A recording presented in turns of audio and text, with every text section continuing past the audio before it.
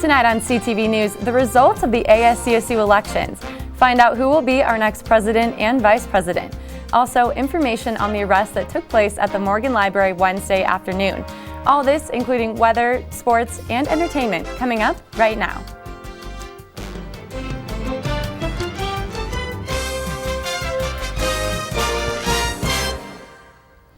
Good evening. Thank you for tuning in to CTV News. I'm Kay Bennet.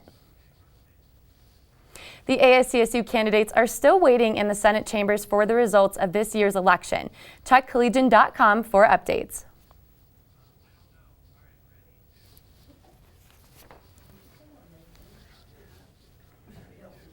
This year's ASCSU election saw a low voter turnout.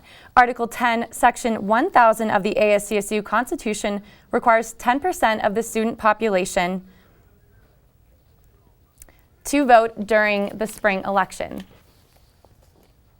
The 10% voter turnout is required for the amendments throughout the year to be considered valid.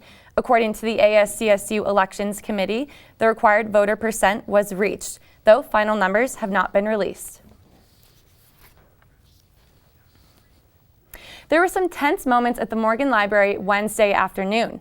According to Mike Hooker, the Executive Director of Public Affairs and Communications for CSU, CSU officers responded to a call at the Morgan Library regarding an individual with a large hunting knife. The male subject was taken into custody without incident and there were no injuries reported. Many students were witness to the arrest, and one CSU student gave his firsthand account of the incident.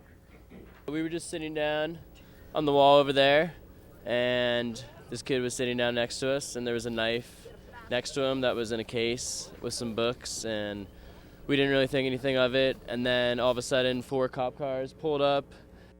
The Larimer County Sheriff's Office announced Wednesday that they arrested 12 people on March 31st as a part of a task force special operation. 6 of the arrests were for felony distribution and possession of illegal narcotics. Police seized 3 ounces of methamphetamine during the sting. The East Mulberry Hotel District, just outside of Fort Collins city limits, was the area of focus. According to the Larimer County Sheriff's Office, the hotel district is home to ongoing illegal activity. In a 6-1 vote Tuesday night, the Fort Collins City Council approved a social host ordinance. The ordinance makes an individual throwing a party liable and subject to a ticket if people at the party are younger than 21 years old. In an interview with the Coloradoan, Councilmember Ray Martinez said that police have have the tools they need to deal with nuisance parties, and that the ordinance seems to be targeting college students.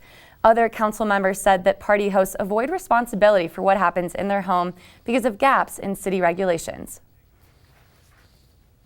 This week is National Public Health Week.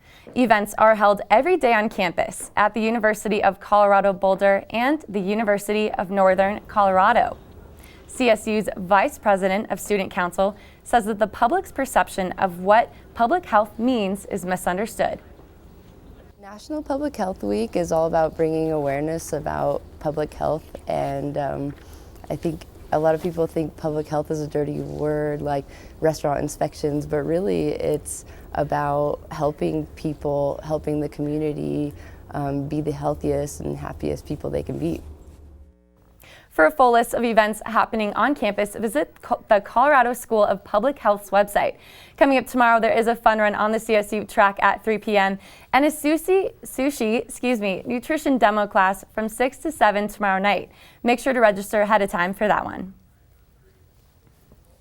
The Colorado State Faculty Council approved a Fresh Start policy on Tuesday, which will be implemented in the fall of 2017. The policy is aimed at first-year students who earn a GPA of 1.0 or lower during their first semester. According to the Collegian, data shows that 4% of students in this category went on to graduate. The Fresh Start policy will allow students who have withdrawn after their first semester to reapply at least a full semester off. Students will have to provide evidence of maturity, such as volunteer service or academic success at another institution.